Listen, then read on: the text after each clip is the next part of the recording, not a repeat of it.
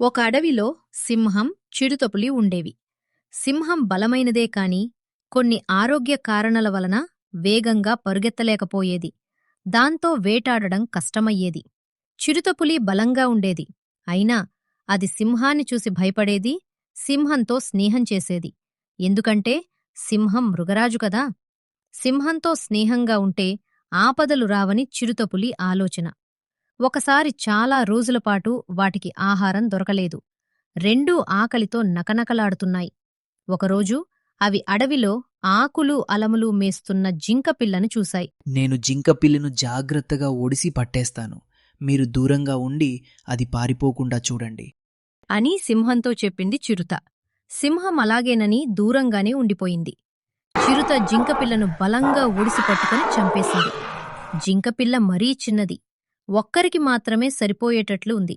కాని చిరుతపులి, సింహం రెండూ ఆకలిగా ఉన్నాయి. అప్పుడే మొదలైంది అసలైన వాదన. జింకపిల్లను నేనే చంపాను కాబట్టి నేనే తింటాను. నేను మృగరాజును కాబట్టి నేనే తినాలి. నువ్వు ఎలాగూ బాగా పరిగెత్తగలవు కాబట్టి మరో జంతువును వేటాడి తిను. వాటి మధ్య మాటామాటా పెరిగింది. గర్జిస్తూ పంజాలు విసురుతూ రెండూ పోట్లాడసాగాయి. పొదల చాటున ఉన్న నక్క ఈ దృశ్యాన్ని చూసింది. వెంటనే దానికో ఉపాయం తోచింది.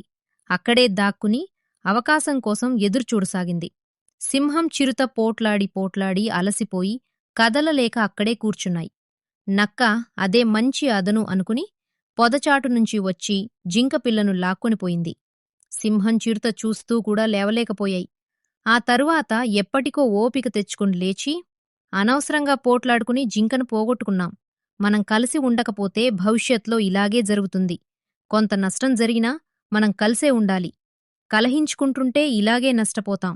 కలిసి ఉంటే సుఖపడతాం. ఇంకెప్పుడూ పోట్లాడుకోకూడదు అనుకున్నాయి. నీతి: ఐకమత్యంగా కలిసి ఉంటే ఎలాంటి సమస్యనైనా సులభంగా ఎదుర్కోవచ్చు. అనవసరంగా గొడవపడితే మనకే నష్టం జరుగుతుంది.